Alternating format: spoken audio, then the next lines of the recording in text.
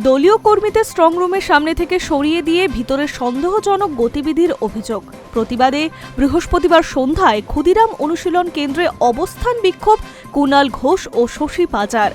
ভিতরে কি কাজ হচ্ছে নির্বাচন কমিশনকে তা জানতে হবে বলেই দাবি তৃণমূল প্রার্থীর। দ্বিতীয় দফার বাংলার ভোটাভুটি ছিল গত বুধবার। ভোটগ্রহণ পর্ব শেষে ক্ষুদিরাম অনুশীলন কেন্দ্রের স্ট্রং রুমে রাখা হয়েছে ইভিএম। বেলেঘাটার তৃণমূল প্রার্থী কুণাল ঘোষ বলেন, 3:30 পর্যন্ত স্ট্রং রুমের সামনে দলীয় কর্মীর সমর্থকেরা ছিলেন। তাদের বিকেলের দিকে সরিয়ে দেওয়া হয়। মাঝে আচমকাই ইমেল পাঠিয়ে জানানো হয় বিকেল 4টের সময় ফের খোলা হবে স্ট্রং রুম। আমরা তখন দলীয় কর্মীদের সঙ্গে ফোনে যোগাযোগ করি, জিজ্ঞাসা করি তোমরা আছো, জানান চলে গিয়েছেন। তখন আমরা দুজনে দৌড়ে আসি। এখন আমাদের ঢুকতে দিচ্ছে না এবং সঙ্গে নিমন্ত্রণ করছে বিজেপিকে।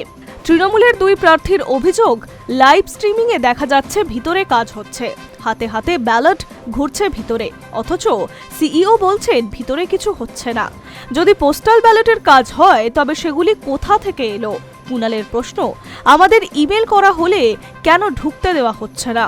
শশী পাজা বলেন, স্ট্রং রুম অত্যন্ত স্পর্শকাতর, তা খুললেই অবশ্যই প্রতিটি রাজনৈতিক দলকে জানাতে হবে। কেন জানানো হলো না? এই ঘটনার ঠিক কয়েক ঘন্টা আগেই কর্মী ও রাজ্যবাসীর উদ্দেশ্যে ভিডিও বার্তা দেন তৃণমূল নেত্রী মমতা বন্দ্যোপাধ্যায়। স্ট্রং রুম থেকে ভোট গণনা কেন্দ্রে ইভিএম নিয়ে যাওয়ার সময় কোনো কারচুপি হতে পারে বলে আশঙ্কা প্রকাশ করেছেন তিনি। স্ট্রং রুমে পাহারা দেওয়ার কথাও বলেছেন মুখ্যমন্ত্রী।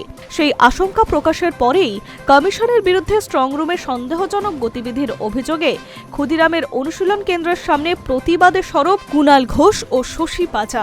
High news network.